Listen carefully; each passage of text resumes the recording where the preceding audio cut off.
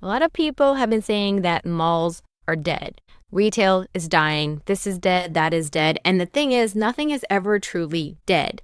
Now, there are some things that we no longer have and no longer use. For example, we no longer use horse and buggy to get around. We now use cars, trains, planes. So while we don't travel around in horse and buggy, we still travel. We still have to get from place to place. And so technically, horse and buggy is no longer a thing unless you're going out for a romantic stroll in Central Park for Valentine's Day. But that's not what we're doing. We're trying to get from place to place. And so horse and buggy has been replaced by something else. Similarly, with retail, all of those shops inside of the mall, Florida Mall is not dead. Florida Mall is busy and packed. I went there today. It is a Monday. It is freezing. This is the coldest weather that we've had in like 16 years. This is how cold it is.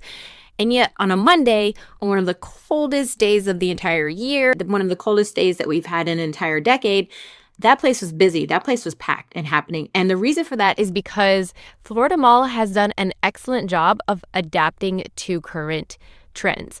So retail has never died. Retail has always shifted. And the more that we can notice these changes and adapt to them, the earlier that we can adapt to them, the better.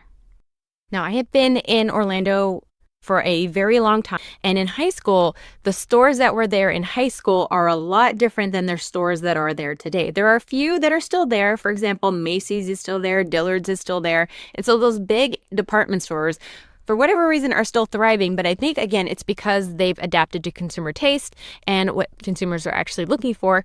The individual shops themselves, a lot of those have changed. There are some that have stood the test of time. One of them is American Eagle. I worked there basically out of high school, or was it college? Anyways, I have worked there a long time ago, and American Eagle is still there. American Eagle is one of those shops that it has been able to keep up with trends and to adapt to consumer taste. I noticed today that there were a lot of new shops, but there was something similar about all of these new shops.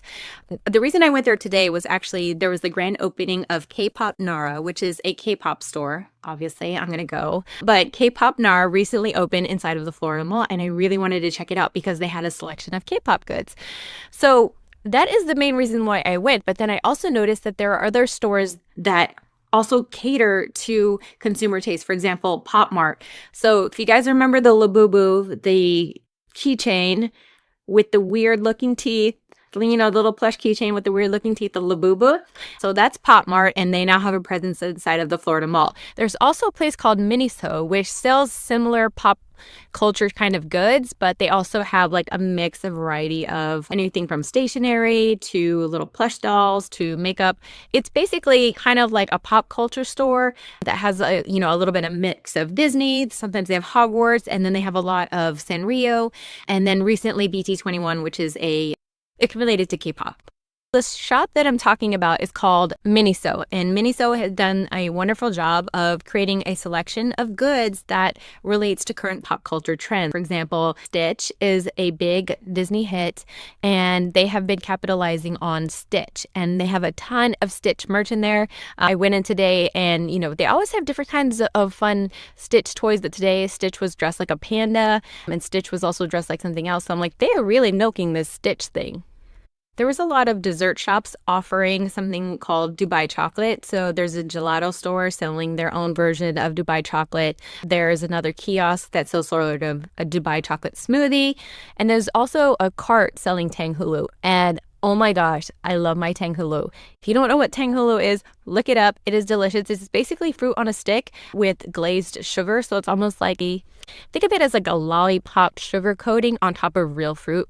Oh, so good. Highly recommend. But yeah, they had a Tang Hulu cart. And so the Florida Mall has done a great job of catering to consumer taste as of today. And the other reason I went there, in addition to the K-pop store, was a place called the Capital One Cafe. And this was really, really interesting. This is a completely new way of doing retail. So Capital One has created their own cafes. They basically partner with an existing coffee shop. So it's not like they've decided to come up with a coffee shop all on their own. They paired up with a coffee shop called Verve Roasters, Verbe, Verve. and they offer, their own curated selection of coffees. And I went there to purchase a coffee. Actually, I went there to work. I had my laptop and there was some work that I wanted to get done. It is just like a coffee shop. The only difference between a coffee shop, the difference between a coffee shop and a Capital One cafe is that there is Capital One services available if you need them. So what this Capital One Cafe is designed to do is it's designed to bring customers in, specifically Capital One members who have an existing account with them. You get 50% off of any of their coffee drinks, which is amazing because the prices are comparable to Starbucks. And so you get 50% off that. It's like getting a Starbucks coffee for half off at the mall. It's pretty amazing. I ordered their honey lavender latte, which was just as good as Starbucks. It was really, really good. And then, of course, they had their little cafe where you could set up and you can, get a bit of work done. And the cafe was cute. They had nice modern tables and chairs, and they had a little bit of artwork. So it's like a traditional modern coffee shop. So one of the cool things about this Capital One Cafe, one, it increases customer loyalties. If you're already a Capital One customer, you want that benefit of getting that 50% off coffee, so you're going to stay a Capital One customer. And if you're not, then you're going to go and you're like, hey, I want 50% off coffee too. And so you're probably going to sign up for an account there. And as far as I've seen, the staff there has been really amazing, super welcoming, super helpful. They do not bug you whatsoever. It's not like they lure you in and then try to get you to open an account while you're trying to, get some work done in the cafe. You can literally just go in, sit there, hang out, have a coffee, and just chill. The Capital One has like a little kiosk or like a little table right when you enter, and they're there to take questions. If you have questions or if you want to open an account, it's there. And I think they're planning on opening up an actual bank right next to it because I saw like a little blank space. I don't know what you call it. There's basically a whole shop next to it that says Capital One right in the front. So I think they're planning on putting the actual bank on the other side. But for now, the cafe is open and it is a great draw to bring customers in. It is a great draw to bring customers in as well as attract new customers. So I thought that was a really smart way of using retail. So what does this mean for online courses, memberships, all of that jazz? There are people who are saying that online courses are dead, memberships are dead or dying. And the thing is, online courses aren't necessarily dying. Memberships are not necessarily dying. Things are shifting. Consumer taste has changed, and it's up to you to figure out exactly what changes those are. In the last episode of the Optimized Online Marketing Podcast, we talked about knowing your audience. And in knowing your audience, you know exactly how to sell to them. Similarly to selling your offer today, does your offer match what your audience wants today? So maybe your audience no longer wants an online course. Maybe they want a group coaching program, or maybe they want a live event, or even with a membership. Let's say they're not necessarily loving the membership model, but you can still kind of keep that model, perhaps by offering something else in addition to the membership. For example, when I was the community manager of Project Storyline, originally, it was just a membership that offered daily Instagram story prompts, but as I noticed that some of the members wanted a little bit more or something different, we changed up the offerings inside of the membership. We then added monthly Q&As, and then we added a little bit more of the elements to the membership. And so we still kept the core membership subscription of daily Instagram prompts, but at the time when we saw consumer taste was shifting, we decided, hey, members want a little bit more community. They want a little bit more access to They wanted a little bit more access to Alex, who was the host of Project Storyline. And so we added some live Q&As with her. And so understanding your audience helps you identify those different shifts. So how do you know what your audience wants and if their tastes are changing? What are the best ways to understand when consumer tastes are changing is to do regular check-ins with your audience or your members if you have a membership site. Keeping in regular touch with your audience allows them to tell you what it is that they're looking for and what they want. With Project Storyline, we did regular, I think it was annual surveys, quarterly surveys, I don't remember.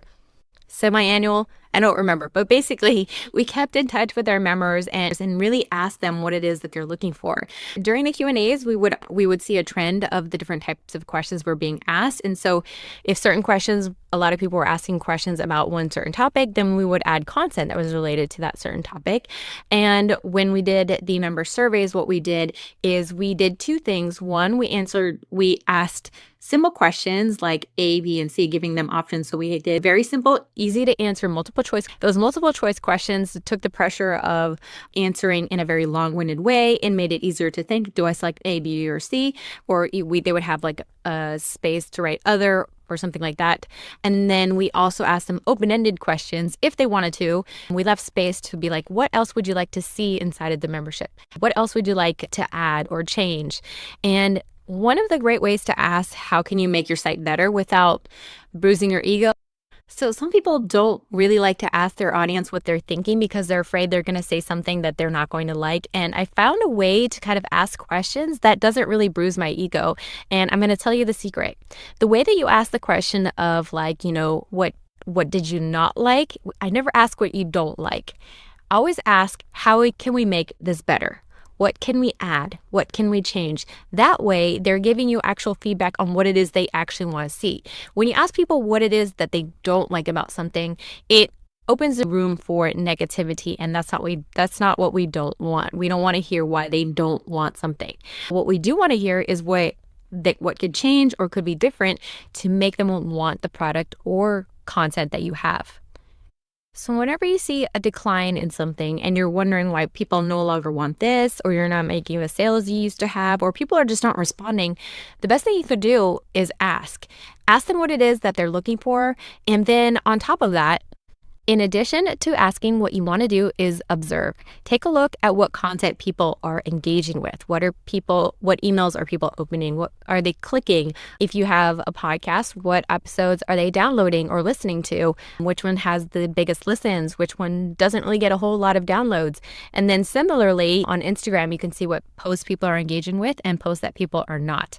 Now, if you are a little bit newer and you don't have a lot of content to observe for yourself, what you can do is look at somebody who's in the same industry as you and has either a similar size following or a modest size following.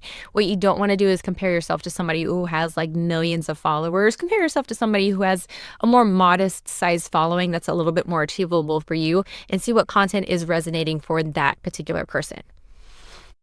For example, if you are a fitness instructor and you are trying to compare yourself to a celebrity fitness instructor, the content that people like with that celebrity may be a little bit different and a little bit more skewed because they like that particular person. Now, if you look at similar accounts that maybe have a few 100,000 or even like 50,000 or even 10,000 followers, that'll give you a better idea of what people are looking for in the fitness industry as a whole. So also don't look at one account and that be your benchmark. Look at multiple different accounts and either multiple different accounts, multiple different podcasts, and then take a look and see what people are engaging with. So again, you don't necessarily have to have a lot of content to observe these trends. Just take a look at people who are similar in the industry and see what their audience is resonating with.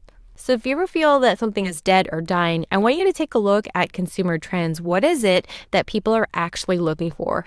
What it is that you're offering isn't necessarily a dead end. It's just that consumer tastes have changed and they are looking for something different. Figure out what that difference is, and that'll make all the difference in the world in your marketing. All right, I hope you guys enjoyed this episode, and I'll see you guys on the next one.